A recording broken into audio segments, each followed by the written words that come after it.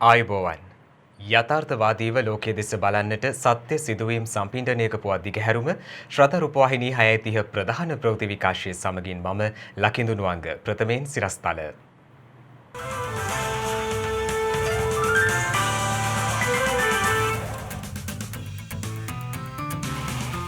මෙරට කොවිඩ් ආසාදිතව සුවය ලැබුවන් 40,000 ඉක්මවයි. 85ක් හොඳ කරලා ගෙදර යවපු රටවල් බොහොම අතලොස්සයි ලෝකෙ තියෙන්නේ. ජනවාරි 25 වනදා සිට උපකාරක පන්ති පැවැත්වීමට අවසර. මහර බන්ධනාගාර සිදුවීමෙන් රැඳවියන් 11 දෙනා ජීවිතක්ෂයට පත්ව ඇත්තේ වෙඩිවැදීමකින් බව හෙළිවෙයි. ගවයින් අතර පැතිර යන නව චර්ම වෛරසයක් හඳුනා ගැනෙයි. ලොව පුරා කොවිඩ් මරණ ලක්ෂ 19 ඉක්මවයි. ජපානයේ ටෝකියෝ නුවරට හදිසි තත්ත්වයක්.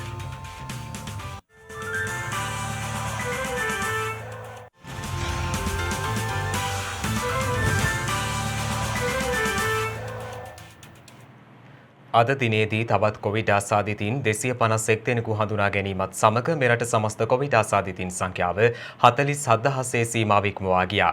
එම සංඛ්‍යාව දැක්වෙන්නේ 47,031ක් ලෙසයි. මේ අතර ඊයේ දිනේද නව කොවිඩ් ආසාදිතින් 525 දෙනෙකු හඳුනාගෙන තිබුණා.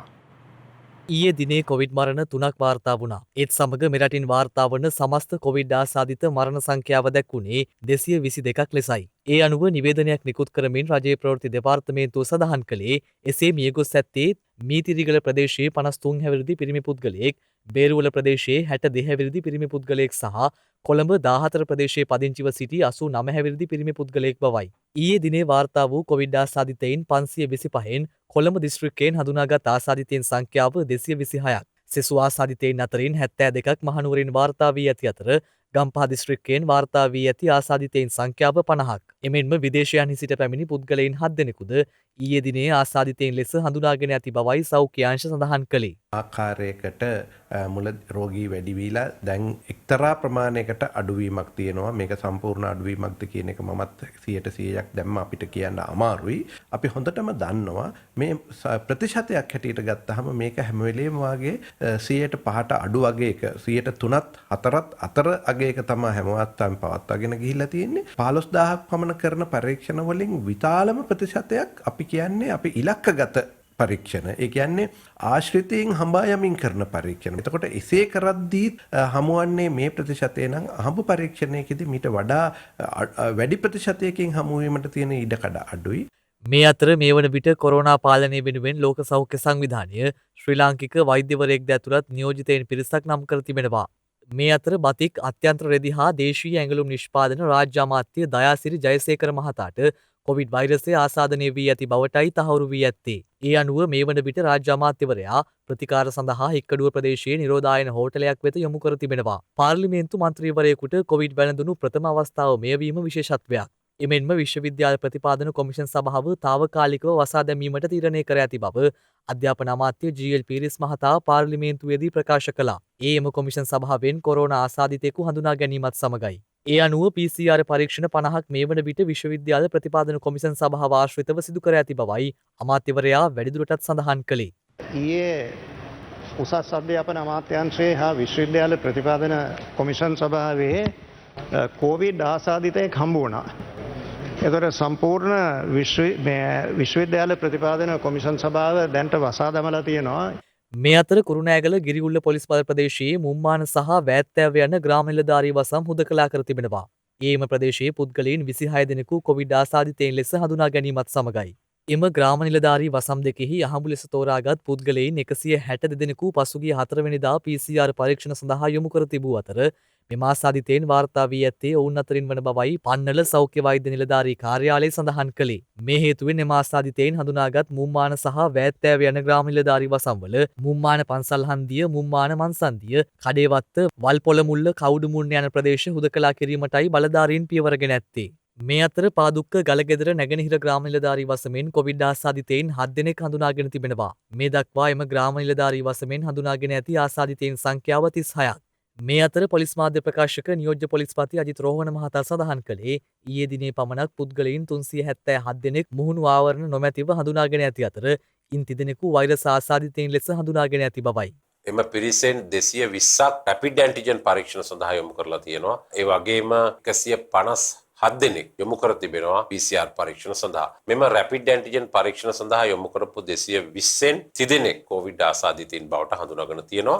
ඒ අනුව පසුගිය අඟහරුවාදා 5 වෙනිදා මේ මෙහෙයුම ආරම්භ කරේ. මේ මෙහෙයුම ආරම්භ කළ දිනේ සිට මේ දක්වා කාලය තුල සම්පූර්ණයෙන්ම පුද්ගලයන් 1938 දෙනෙක් මුහුණු ආවරණ නොමැතිකම සම්බන්ධයෙන් පොලිසිය විසින් ක්‍රියා කරලා තියෙනවා. ඔවුන්ට විරුද්ධව නිරෝධායන රීතීන් යටතේ නඩු පවරනවා. මේ අය අතරින් රැපිඩ් ඇන්ටිජන් පරීක්ෂණ සඳහා යොමු කර ඇති මුළු සංඛ්‍යාව 1022ක් වෙනවා.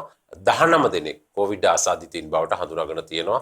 මේ වන විට වෛරසය ආසාදිතව රෝහල්වල ප්‍රතිකාර ලබන සමස්ත ආසාදිතයින් සංඛ්‍යාව 6492ක් වන අතර වෛරසය ආසාදිතව සිට සුවය ලැබූ සමස්ත පුද්ගලයන් සංඛ්‍යාව දැක්වෙන්නේ 40317ක් ලෙසයි. දිනකට සිදු කරනු ලබන PCR පරීක්ෂණ සංඛ්‍යාව වැඩි කරමින් කොවිඩ් ආසාදිතයින් හඳුනා ගැනීමේ කාර්ය තවදුරටත් කාර්යක්ෂම කළ යුතු බව රජයේ වෛද්‍ය නිලධාරීන්ගේ සංගමේ සංස්කාරක වෛද්‍ය හරිත අලුත්ගේ මහතා පවසනවා. මීට පෙර බස්නාහිර පළාත හැර සෙසු දිස්ත්‍රික්කයන්හි වාර්තා වූ ආසාදිතයින් සංඛ්‍යාව අවම මට්ටමක පැවතුනද මෙවන විට එය ක්‍රමෙන් ඉහළ යන බවයි ඒ මහතා වැඩිදුරටත් සඳහන් කළේ. සමස්තයක් විදිහට වාර්තා වෙච්ච රෝගීන්ගෙන් 85ක් හොඳ කරලා ගෙදර යවපු රටවල් බොහොම අතලොස්සයි ලෝකේ තියෙන්නේ. ඒතර අපි අපේ වාර්තා වෙච්ච සමස්ත රෝගීන්ගෙන් 85ක් හොඳ කරලා ගෙදර යවපු රට. ඒ නිසා ඒ තත්ත්වය දිගටම පවත්වා ගැනීමේ අභියෝගයට තමයි අපි මුහුණ දීලා තියෙන්නේ. ඒ නිසා අපි විශේෂයෙන් විශ්වාස කරනවා රජයේ වෛද්‍යානික සංගම විදිහට ලෝකේ පුරා සාර්ථක වෙච්ච රටවල් වල අත්දැකීම් වගේම අපේ පළවෙනි රැල්ල වෙලාවේදී අපි අනුගමනය කළ ක්‍රියාමාර්ග වල සාර්ථකත්වය මොකද්ද? ඒකෙන් මෙතෙන්ට ගැලපෙන ඒවා මොනවද? අපේ රටට ගැලපෙන ඒවා මොනවද කියලා හොරගෙන ඒ ප්‍රධාන උපක්‍රමශීලී ප්‍රවේශයන් ඔස්සේ ඉදිරියට ගමන් කිරීම අත්‍යවශ්‍යයි කියන කාරණේ. විශේෂයෙන්ම රෝග ආවේක්ෂණ ක්‍රියාවලිය ශක්තිමත් කරලා රෝගීන් හඳුනගෙන රෝගීන් සමාජයෙන් වෙන් කරන හුදකලා කරනවා. ඒ සඳහා PCR ධාරිතාවය වැඩි කළ යුතුයි. ඒතකොට ඒකට අපි කළා තියෙනවද? කෙරමින් තියෙනවද? දැන් අපිට දැන් ඊයේ පෙරේද වෙනකොට අපිට දකින්න ලැබෙනවා PCR රටේ සමස්තයක් විදින ප්‍රමාණය 10000ට ආයි අඩු වෙලා. දැන් මේක තරම් හොඳ තත්ත්වයක් නෙමෙයි. දැන් අපේ කැපැසිටි එක අපි 17000ටත් වැඩි කළා නම් ඒක 15000 මේන්ටේන් කරන්න අපිට පුළුවන්කම තියෙනවා කියලා සෞඛ්‍ය අමාත්‍යාංශය කිව්වා නම් ඇයි සමහර දවස්වල 10000ට මේක අඩු වෙන්නේ? මොකද්ද මේක පැහැදිලි කරන්න රටට? එහෙම නැතුව මේ එක දවසකට 12000ක් කළා තව දවසකට 10000ක් කළා ඉඳලා හිටලා 15000ක් කළා මේ ගමන අපිට යන්න බෑ. ඒකට අපි දන්නවා කොළඹ දිස්ත්‍රික්කය තුල වුණත් වෙනදට සාපේක්ෂව දැන් මාසයකට කලින් කොළඹ කරපු PCR ප්‍රමාණය දැන් කොළඹ කරනවද? ඒක පැහැදිලි කරන්න ඕනේ.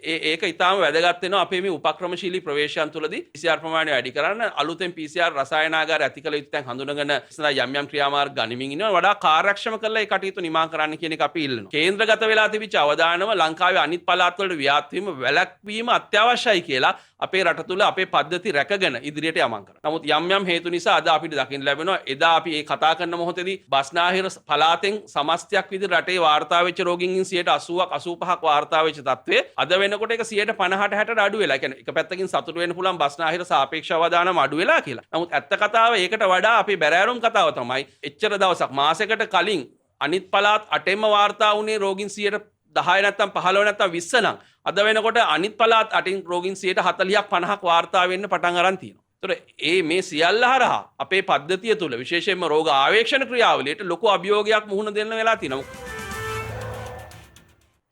නිසි සෞඛ්‍යාරක්ෂිත ක්‍රමවේද අනුගමනය කරමින් උපකාරක පන්ති එළඹෙන ජනවාරි 25 වන දින සිට ආරම්භ කරන බව අධ්‍යාපන අමාත්‍ය මහාචාර්ය ජී.එල්. පීරිස් මහතා අද පාර්ලිමේන්තුවේදී සඳහන් කළා. ඒ වාචික පිළිතුරු අපේක්ෂාවෙන් විපක්ෂ නායක සජිත් ප්‍රේමදාස මහතා යොමු කළ ප්‍රශ්නයකට පිළිතුරු ලබා දෙමින් 2020 ඔක්තෝබර් මාස 3 වෙනි දින සිට මේ දක්වා දිවයිනේ සියලුම උපකාරක පන්ති පැවැත්වීම කර තිබෙනවා. අධ්‍යයන පොදු සහතික පත්‍ර උසස් පෙළ සාමාන්‍ය පෙළ ප්‍රාථමික අංශ වගේම වෘත්තීය විභාග සහ වෘත්තීය පාඨමාලාවන්ට අදාළව ඉගැන්වීම් කරන උපකාරක පන්ති ගුරු මහත්මීන් සංඛ්‍යාව ලක්ෂ 3ක් පමණ වෙනවා. දිවයින පුරා උපකාරක පන්ති පවත්වන ආයතන 25000ක් පමණ තිබෙන අතර මේ ශාස්ත්‍රයේ නිර්මාණය වී ඇති ඍජු හා වක්‍ර රැකියා ප්‍රමාණය ලක්ෂ 10 ඉක්මවනවා.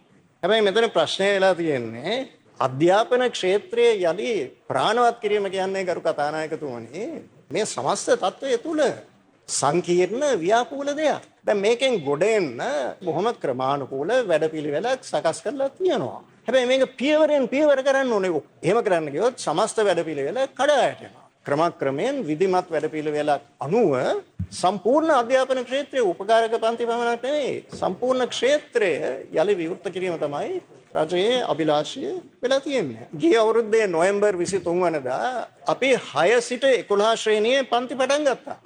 එතකොට ජනවාරි 11 වෙනිදා අපි පළවෙනි ශ්‍රේණිය සිට පස්වෙනි ශ්‍රේණිය ඒවා පටන් ගන්නවා. පෙරපාසල් පටන් ගන්නවා. දැන් ජනවාරි 25 වෙනිදා අපි බස්නාහිර පළාතේ 11 වෙනි ශ්‍රේණිය පන්ති පටන් ගන්නවා. සාමාන්‍ය පෙළට මුහුණ දෙන ශිෂ්‍යයන් සඳහා පියවරෙන් පියවර. ජනවාරි 25 වෙනිදා සෞඛ්‍ය ක්ෂේත්‍රයේ නිර්දේශ වලට යටත්ව උපකාරක පන්ති අපි පටන් ගන්නවා කියලා මේවා පටන් ගන්නවා අත්නෝමතික ලෙස නෙවෙයි වගකීමෙන් තොරව නෙවෙයි වෛද්‍ය උපදෙස් වලට යටත්ව. නයිජීරියානු ජාතික පුද්ගලයෙකු මගින් මෙහෙයවනු ලබන මුදල් ජාවාරමක් සම්බන්ධ තොරතුරු අනාවරණය වී ඇති බව පොලිස් මාධ්‍ය ප්‍රකාශක නියෝජ්‍ය පොලිස්පති අජිත් රෝහණ මහතා පවසනවා. ඒ මහතා වැඩිදුරටත් සඳහන් කළේ විද්‍යුත් මාර්ග හරහා ගනුදෙනු කිරීමේදී ප්‍රවේශම්කාරී විය යුතු බවයි. පසුගියදා පොලිසියට ලැබුණු පැමිණිල්ලකට අදාළ විමර්ශනයකදී මෙම මුදල් ජාවාරම සම්බන්ධ තොරතුරු අනාවරණය වී තිබෙනවා. නයිජීරියානු ජාතිකයෙකු විසින් මෙරට පුද්ගලයින්ගේ විද්‍යුත් තැපැල් ගිණුම් ආක්‍රමණය කොට ඒ විද්‍යුත් තැපැල් හරහා සිදුවන ගනුදෙනුවලදී ලබා දෙන බැංකු ගිණුම් වෙනස් කරමින් අදාළ මුදල් වංචාවන් සිදු කර ඇති බවටයි මේ වන විට අනාවරණය වී ඇත්තේ. පොලිස් මාධ්‍ය ප්‍රකාශකවරයා පවසන්නේ අදාළ නයිජීරියානු ජාතිකයා මේ වන විට අත්අඩංගුවට ගෙන ඇති බවත් ඊට සම්බන්ධ ශ්‍රී ලාංකික පුද්ගලයින් දෙදෙනෙකුද අත්අඩංගුවට ගෙන ඇති බවයි. දැන් විශේෂයෙන්ම අපි ජනතාවට සඳහන් කරන්න ඕනේ ඔබේ ඊමේල් තැපෑලත් සමහර වෙලාවට මේ වන විටත් යම් කෙනෙක් හැක් කර තිබෙන්නට පුළුවන්. ඒ වගේම ඔබ විද්‍යුත් මාර්ගයෙන් ගනුදෙනු කරනවා නම් ඊටාම ප්‍රවේශම් වෙන්නට ඕනේ. මේ ආකාරයේ හැකරුන්ගේ ගොදුරක් බවට පත් වෙන්නට පුළුවන්. ඒ නිසා නිරන්තරයෙන් ඔබේ ඊමේල් තැපෑල, ඔබේ WhatsApp ගිණුම, Viber ගිණුම අදහස් සුවමාරු කර ගැනීම මෙහිදී වඩාත් සැලකිලිමත් වෙන්න. ඔබ සමහර විට යම් මුදලක් යම් කෙනෙකුට යවුවොත් අන්තර්ජාලය හරහා සමහර විට හැකරුන් විසින් එය වෙනස් කරන්නට පුළුවන්. ඒ නිසා විශේෂයෙන්ම අන්තර්ජාලය හරහා මුදල් ගනුදෙනු කිරීමේදී, මුදල් ඉල්ලීමේදී, මුදල් බාර දීමේදී, ගිණුම් අංක සඳහන් කිරීමේදී වැඩි අවධානයක් යොමු කරන්න. අපි නොදැනුවත් මේ වන විටත් අපේ විද්‍යුත් තැපෑල යම් පුද්ගලයෙකුගේ අධීක්ෂණය යටතේ තිබෙන්නට පුළුවන්. ඔහු නිරන්තරයෙන් ඒ ගැන විමසිල්ලෙන් සිට යම් අවස්ථාවකදී ඔහුගේ දත්ත ඒ සඳහා ඇතුළත් කර විවිධ ගැටලු ඇති කරන්නට පුළුවන්. මෙරට තුළ මෙතෙක් වාර්තා නො වූ ගව වසංගත රෝගයක් මේ දිනවල ගවයින් අතර සීක්‍රයෙන් පැතිර යන බව සත්ව නිෂ්පාදන හා සෞඛ්‍ය දෙපාර්තමේන්තුව පවසනවා. මේ හේතුවෙන් ගොවිපළ රැසක සත්ව නිෂ්පාදකීන් ආර්ථික වශයෙන් දැඩි බලපෑමට ලක්ව ඇති බවයි වාර්තා වන්නේ. මෙම රෝගය කැෆ්රි ෆොක්ස් නම් වෛරස් ගණයට අයත් ගවයින්ට වැළඳෙන සමෙහි ගැටිති රෝගය බවටයි තහවුරු කරගෙන ඇත්තේ. මෙහි රෝගවාහකයා මැස්සෙක් වන අතර රෝගයට ගොදුරු වූ සතුන්ගේ ශරීරය පුරා සමෙහි ගැටිති ඇතිවීම, සතුන් උදාසීන වීම, උණගතිය, ආහාර අරුචිය, ඇස් හා නාස්වලින් ශ්‍රාවය පිටවීම ප්‍රධාන රෝග ලක්ෂණ ලෙස දක්නට හැකියි. රෝගය මේ වන විට ප්‍රදේශ ගණනාවක් පුරා සීග්‍රයෙන් පැතිර ගොස් ඇති නමුත් ඉන් මිනිසුන්ගේ සෞඛ්‍යයට කිසිදු බලපෑමක් ඇතිවන්නේ නැහැ. රෝගයට ගොදුරු වූ සත්වයින්ගේ කිරි නිෂ්පාදනය සීග්‍රයෙන් අඩුවන අතර ගබ්සාවීම් ප්‍රජනක හැකියාවද දුර්වල වීම දක්නට හැකි බවයි වාර්තා වන්නේ. මෙම රෝගයෙන් ගවයින් බේරා ගැනීම සඳහා සුදුසු වෙන්නතක් ආනයනය කිරීම කෙරෙහි මේ වන විටත් සත්ව නිෂ්පාදන හා සෞඛ්‍ය දෙපාර්තමේන්තුවේ අවධානය යොමු වී තිබෙනවා. කෙසේ වෙතත් එම දෙපාර්තමේන්තුව වැඩිදුරටත් සඳහන් කරන්නේ රෝග ලක්ෂණ පවතින්නේ නම් වහාම ඒ සම්බන්ධයෙන් ළඟම ඇති රජයේ පශු වෛද්‍ය කාර්යාලයට දැනුම් දෙන ලෙසයි. මහර බන්ධනාගාරයේ ඇති වූ ගැටුමෙන් මියගිය රැඳවියන් 11 දෙනාම එහිදී සිදු වූ වෙඩි ප්‍රහාරවලින් මියගිය බව අද අනාවරණය වුණා. ඒ ඊට අදාළ නඩුව යළිත් වත්තල මහේස්ත්‍රාත් අධිකරණයේදී අද කැඳවූ අවස්ථාවේදී මහර බන්ධනාගාරය තුළ පසුගියදා ඇති වූ ගැටුමට අදාළ නඩුව අද වත්තල මහේස්ත්‍රාත් අධිකරණය හමුවේ කැඳවනු ලැබුවා. එහිදී අධිකරණය විසින් පත් කළ විදුහත් කමිටුව අධිකරණයට කරුණු වාර්තා කර තිබුණේ එම ගැටුමේදී මියගිය රැඳවියන් 11 දෙනා එදින සිදු වූ වෙඩි තැබීම් වලින් නැති වූ මාරාන්තික තුවාල නිසා මිය ගොස් ඇති බවයි. මින් පෙර රැඳවියන් 8 දෙනෙකුගේ පශ්චාත් මරණ පරීක්ෂණ වාර්තා අදාළ කමිටුව විසින් ඉදිරිපත් කළ අතර අද සෙසු තිදෙනාගේ පශ්චාත් මරණ පරීක්ෂණ වාර්තා අධිකරණයට ඉදිරිපත් කළා. එහිදී වාර්තා කළේ සෙසු තිදෙනාත් වෙඩිවැදීම නිසා ඇති වූ තුවාල හේතුවෙන් මිය ගොස් ඇති බවයි. අදාළ රැඳවියන් තිදෙනාට කොවිඩ් වෛරසය ආසාදනය වී නොතිබීම නිසා ඔවුන්ගේ දේහයන් සෞඛ්‍ය මාර්ගෝපදේශයන්ට අනුව රජයේ වියදමින් භූමදානය කරන ලෙසට වත්තල මහේස්ත්‍රාත් බුද්ධික ශ්‍රී රාකල මහතා සෞඛ්‍ය සේවා අධ්‍යක්ෂ ජෙනරාල්වරයාට නියෝග කළා. මෙහිදී නීතිපතිවරයා වෙනුවෙන් පෙනී සිටි රජයේ අධිනීතිඥ නිශාරා ජයරත්න මෙනවිය අධිකරණය හමුවේ සඳහන් කළේ අදාළ ගැටුම අතරතුරදී මහර බන්ධනාගාරයේ දේපළවලට රුපියල් කෝටි 6.5කට ආසන්න අලාභයක් සිදු ඇති බවයි. පවතින තත්ත්වය හමුවේ ක්‍රියාත්මක මව්පිම වෙනුවෙන් එක්වෙමු පුණ්‍ය ව්‍යාපෘතියේ තවත් වැඩසටහන් දෙකක් අද පැවැත්වුණා. එහිදී සමස්ත ලංකා වකුගඩු රෝගීන්ගේ සංගමය සහ නැගෙනහිර කොළඹ මූලික රෝහල විසින් කළ ඉල්ලීම් වලට අනුව එම අවශ්‍යතාවයන්ට සරණක් වන්නට අපට හැකි වුණා. මේ අතර ශ්‍රද්ධා රුධිරදාන පුණ්‍ය ව්‍යාපෘතියට සමගාමීව නිකවැරටිය නගර ශාලාවේදී උතුම් ලේ දන් දීමේ පින්කමක් හෙට පැවැත්වෙනවා. මහමෙවුනාව භාවනාසපු සංචිතයත් ශ්‍රද්ධා මාධ්‍යජාලයත් එක්ව ශ්‍රද්ධා සමාජ සත්කාරංශය සමගින් දියත් කරනු ලබන මව්බිම වෙනුවෙන් එක්වෙමු පුණ්‍ය ව්‍යාපෘතිය සරණක් අවසි සැම වෙනුවෙන් ක්‍රියාත්මකයි. ඒ අනුවෙහි තවත් වැඩසටහන් දෙකක් අද පැවැතුනේ කඩුවෙල මහමෙවුනාව බෞද්ධ සම්මන්ත්‍රණ ශාලා පරිශ්‍රයේදී. එහිදී සමස්ත ලංකා වකුගඩු රෝගීන්ගේ සංගමය අප වෙත කළ ඉල්ලීමකට අනුව දිනිඳු පවුල් 10ක් සඳහා වියලි ආහාරමලු 10ක් ලබා දීම සිදු කෙරුණා. මහමෙවුනාව භාවනාසපුවාසී පින්වත් ස්වාමින් වහන්සේ විසින් වකුගඩු රෝගීන්ගේ සංගමයේ අනුශාසක වෛද්‍ය සංජය හේයන්තුඩුව මහතා වෙත එම ද්‍රව්‍ය පිරිනමනු ලැබුවේ දිනිඳු පවුල් සඳහා ඒවා ලබා දීමේ අරමුණින්. කොරෝනා වූ දුර නිසා බොහෝ පීඩාවට පත්වන්නේ බොහෝ නොවන රෝග තිබෙන රෝගීන්. ඒ අතුරින් වකුගඩු රෝගීන් ප්‍රධාන තැනක් ගන්න. විශේෂයෙන්ම රුධිර කාන්දු පෙරණයට ලක්වන වකුගඩු රෝගීන් බොහෝ පීඩාවට පත් වෙලා තිබෙනවා මේ කොරෝනා වූ දුර නිසා. ඉතින් එවැනි අවස්ථාවක රුධිර කාන්දු පෙරණ රෝගීන් අතුරින් ඊ타ත්ම අසරණව සිටින රෝගීන් 10 දෙනෙකු වෙත වියලි ආහාර ද්‍රව්‍ය පරිත්‍යාග කිරීම පිළිබඳව අප සංගමේ සියලුම දෙනා ගෞරවනීය ප්‍රණාමය සියලුම දෙනා වෙත තාමත්ම සෙනෙහසින් ගෞරවයෙන් මේ අවස්ථාවේ පුද කරනවා.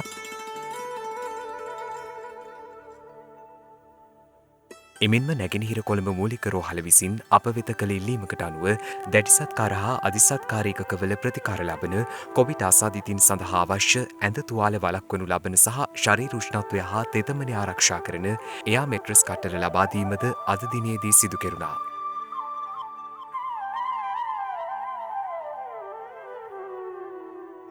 ශ්‍රද්ධා රූපවාහිනී ආයතනයේට අපේ අධ්‍යක්ෂතුමා කරන ලද ඉල්ලීමකට අනුව අද අපිට මේ පරිත්‍යාග කරන මේ එයා මෙට්‍රස් රෝගීන්ගේ විශේෂිත කොවිඩ් රෝහලක් විදිහටයි අපේ රෝහල පවත්වාගෙන යන්නේ. මොකද මේ කොවිඩ් ආසාදන තත්ත්වයට පත්වෙච්ච වෙනත් කායික රෝග බොහෝමයක් තියෙන වයස්ගත ගොඩක් රෝගීන් අපේ රෝහලේ ඉන්නවා. ඒ රෝගීන්ට මේ පරිත්‍යාගය ගොඩක් වටිනවා. මේ සඳහා දායක වෙච්ච සුපින්වත් සැමටත් අපිට මේ සහයෝගය ලබා දුන්න ශ්‍රද්ධා රූපවාහිනී ආයතනයේ ලොකු ස්වාමින් වහන්සේ ඇතුළු කාර්ය මණ්ඩලයේ සැමටත් ගොඩක් පිං කියලා තමයි අපිට කියන්න තියෙන්නේ.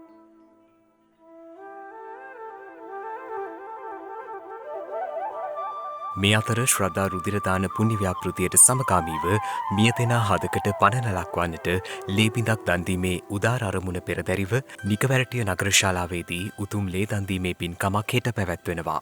උදැස්ස 8:30 සිට සවස 3 දක්වා පැවැත්වෙන මෙම රුධිරදාන කඳවුර සමගින් එක්ව ලේ බිඳක් දන් දී මාහැගේ පුණ්‍ය කටයුත්තකට සම්බන්ධ වන්නට සදැහැති ඔබටත් අවස්ථාව පවතිනවා. මහජන සුභසිද්ධිය අරමුණු කරගනිමින් පවත්නා නීති හා රෙගුලාසි සරල කිරීම සඳහා ජනාධිපති ගෝඨාභය රාජපක්ෂ මහතා විසින් සමාජිකින් 18 දෙනෙකුගෙන් යුත් කොමිසමක් පත් කර තිබෙනවා. හිටපු ජනාධිපති ලේකම් සහ ජනාධිපති ප්‍රධාන උපදේශක ලලිත් වීරතුංග සහ ක්‍රිෂාන් බාලේන්ද්‍ර යන මහත්වරුන්ගේ සමසභාපතිත්වයෙන් යුත් කොමිසමේ ලේකම් ධූරය හොබවන්නේ විශ්‍රාමික අමාත්‍යාංශ ලේකම් පී.එස්. විතානගේ මහතායි. එමෙන්ම ජනාධිපතිවරයා පත් කළ මෙම කොමිසමට විශ්‍රාමික අමාත්‍යාංශ ලේකම්වරු මණ්ඩල සභාපතිවරුන් මෙන්ම පෞද්ගලික ආයතන රැසක අධ්‍යක්ෂකවරුන් ඇතුළත් ආයෝජන හා ඉදිකිරීම් ක්ෂේත්‍ර ප්‍රමුඛ සියලු ක්ෂේත්‍රවලට අදාළව දැනට නිකුත් කර ඇති චක්‍රලේඛ උපදෙස් අවසර පත්‍ර හා බලපත්‍ර නිකුත් කිරීමේ ක්‍රමවේද සහ අනුමත කිරීමේ පටිපාටි රාජ්‍ය මූල්‍ය හා බදු ආදායම් සම්බන්ධ සියලු නීති රෙගුලාසි සහ ඒවා ඉදිරි කිරීමට බලපෑ කරුණු කෙරෙහිද අවධානය යොමු කරමින් පූර්ණ සමාලෝචනයට ලක් කිරීම කොමිසමට පැවරෙන කාර්යයන් වනවා.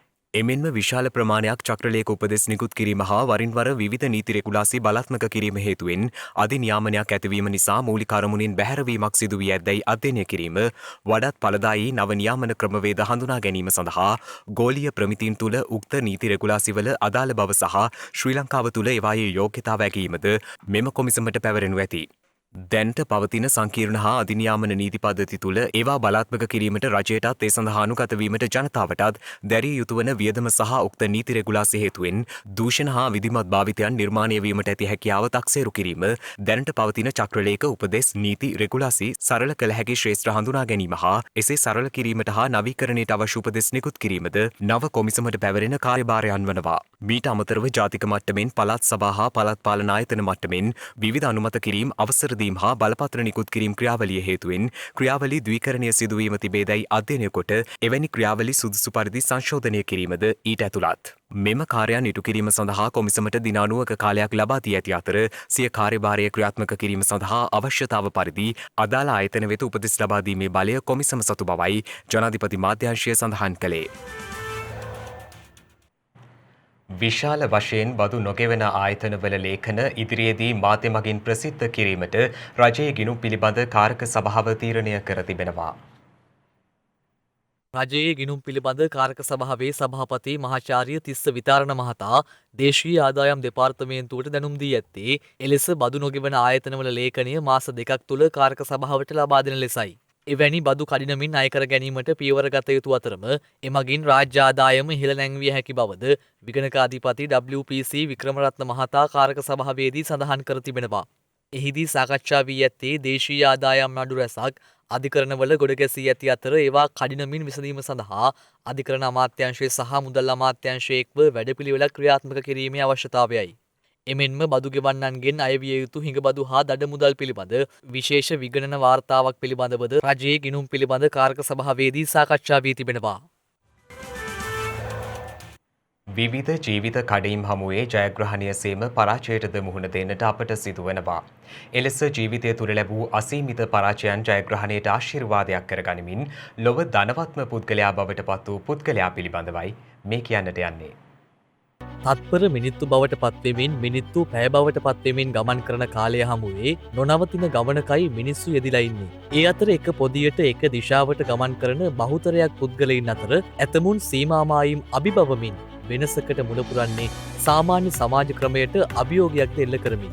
ලෝකයාම බෑබෑ කියලා ඔහු ඉදිරියේ කෑගසද්දී තමන්ගේ හීන අතරෙම ජීවත් වෙමින් අති සාර්ථක වුණු 20 වන සියවසේ මිනිසාගේ කතාවයි මේ. ඒ වෙන කවුරුත් නෙවෙයි. මේ වන විට නම කිව්ව පමණින් හැමෝම දන්න ලොව ධනවත්ම පුද්ගලයා ඉලෝන් මස්ක්ගේ කතාව. ඉලෝන් මස්ක් ඉපදුනේ දකුණු අප්‍රිකාවේ. ඔහු මේ වන විට ප්‍රධාන ආයතන ගණනාවක හිමිකරුවෙක්.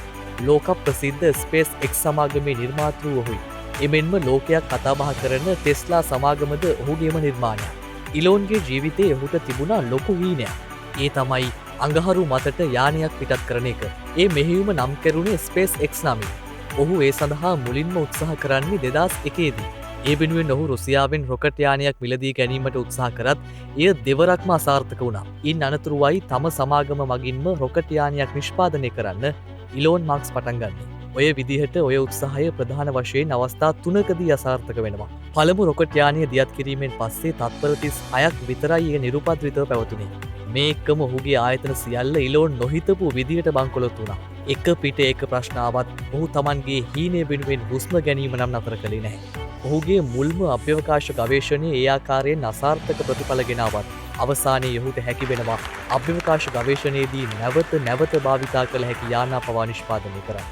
ඉලෝන් මාස්ක් අනාගතය උදෙසා වැඩ කරන්නේ. ඔහුගේ සියලු ව්‍යාපාරික සැලසුම් අදට නෙවෙයි හෙට වෙනුවෙන්. ඒ අනුවයි ඔහු සිය අනාගත අරමුණු 8ක් දක්වා තිබෙන්නේ. 2022 වන විට මුළු ලෝකයම Wi-Fi වලින් සන්නද්ධ කිරීම ඔහුගේ පළමු ඉලක්කය. දෙවැන්න 2024 වන විට අඟහරු ග්‍රහයා වෙත මිනිසුන් ප්‍රවාහනය කිරීම. එමෙන්ම ඔහු අපේක්ෂා කරන්නේ 2025 වන විට ඉලෙක්ට්‍රොනික විප්ලවයක් ඇති කිරීමට. 2028 වන විට රියදුරන් නොමැතිව ධාවනය කර හැකි වාහන ලොවට හඳුන්වා දෙන්නට සැලසුම් කරන ඔහු 2030 වන විට නාගරික තදබදය අවම කිරීමට සැලසුම් සකස් කරමින් සිටින්නේ. 2035 වන විට ලීගෝ ක්‍රමය යටතේ සැමට අඩු වියදම් නිවාස ක්‍රමයක් හඳුන්වා දීම වෙනුවෙන් කටයුතු සම්පාදනය කරන ඔහුගේ 2040 වන විට පවතින ඉලක්කය වන්නේ පොසිල ඉන්ධන ඔස්සේ සිදු කරන බලශක්ති නිෂ්පාදනය ශූන්‍ය කිරීම. ඔහුගේ අවසන් සුපිරි ඉලක්කය සැබෑවන් නියමිතව ඇත්තේ 2045දී. ඒ තමයි අඟහරු ග්‍රහයා මත සොයං පෝෂිත ජනවාසයක් ස්ථාපිත කිරීම. සැබවින්ම ඉලෝන් අනාගතය වෙනුවෙන් කැපවෙන්නේ සිහින දකින්නේ. ඒ අනුවයි ඔහු සිය වත්කම් ඇමරිකානු ඩොලර් බිලියන 185ක් බවට පත් කරමින් මේ වන විට ලොව පළමු ධනවතා බවට පත්ව ඇත්තේ. ඒ ඊයේ දිනේ ටෙස්ලා සමාගමේ කොටස්වල මිල ඉහළ යාම හේතුවෙන් ඩොලර් බිලියන 27ක පමණ ශුද්ධ වත්කමක් සහිතව 2020 වසර ආරම්භ කළ මස් ධනවත්ම පුද්ගලයින් 50 දෙනා අතර සිටියේ පහළම කොටසේ. නමුත් අද ලොව ධනවත්ම පුද්ගලයා ඔහුයි. මේ ඔස්සේ ඔබේ ජීවිතයට ලැබෙන්නේ අපූරු පාඩමක්. ඔබ ඔබම වෙන්න. ඔබ ගැන විශ්වාස කරන්න. ඔබ කරන දේට ආදරය කරන්න.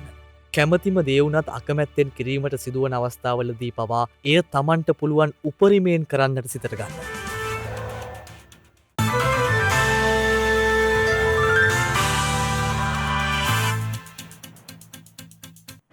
අවධානය විදෙස් පුවත් වෙත. COVID-19 වෛරසය හේතුවෙන් ලෝපුරා වාර්තා වන කොවිඩ් මරණ සංඛ්‍යාව ලක්ෂ 19ක් මවා ගොස් තිබෙනවා.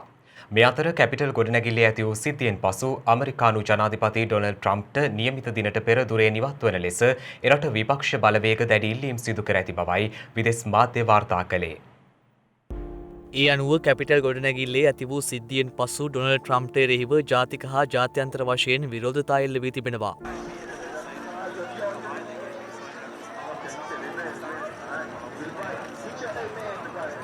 ට්‍රම්ප් පරිපාලනයේ නිලධාරීන් කිහිප දෙනෙකුද ඊයේ ඉල්ලාස් වී ඇති බවයි රට මාධ්‍ය වාර්තා පෙන්වා දෙන්නේ. එරට ආණ්ඩු ක්‍රම ව්‍යවස්ථාවේ 25 වන සංශෝධනයට අනුව උප ජනාධිපතිවරයා සහ කැබිනට් මණ්ඩලයේ 8 දෙනෙකුගේ ඉල්ලීමකින් ජනාධිපතිවරයා ඉවත් කිරීමේ හැකියාව පවතින බවද එම මාධ්‍ය වාර්තා පෙන්වා දෙනවා.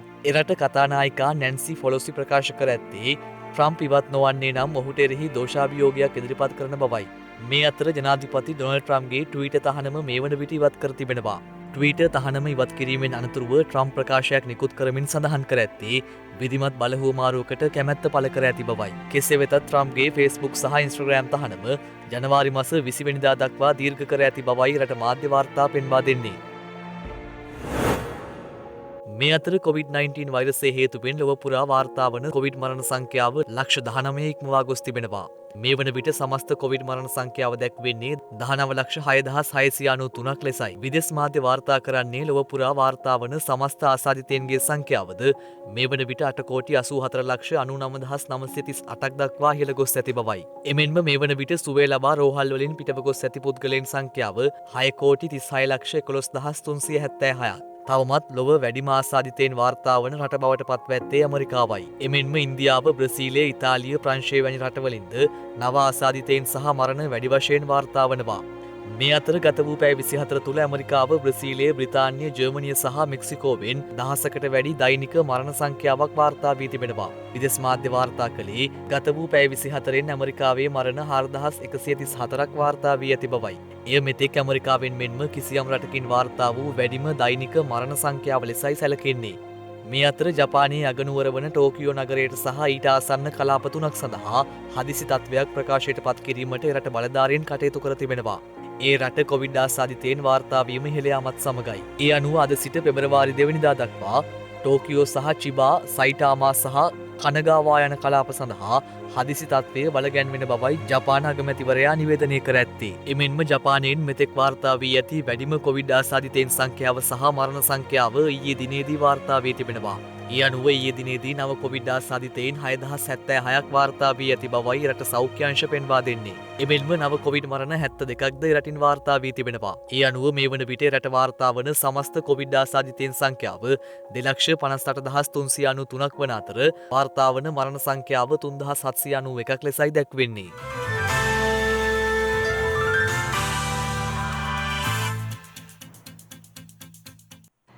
දිනක සටහන් නිමවන්නට මත්තෙන් හෙට දවසේ වැදගත්කම ගැනයි මේ අවධානය.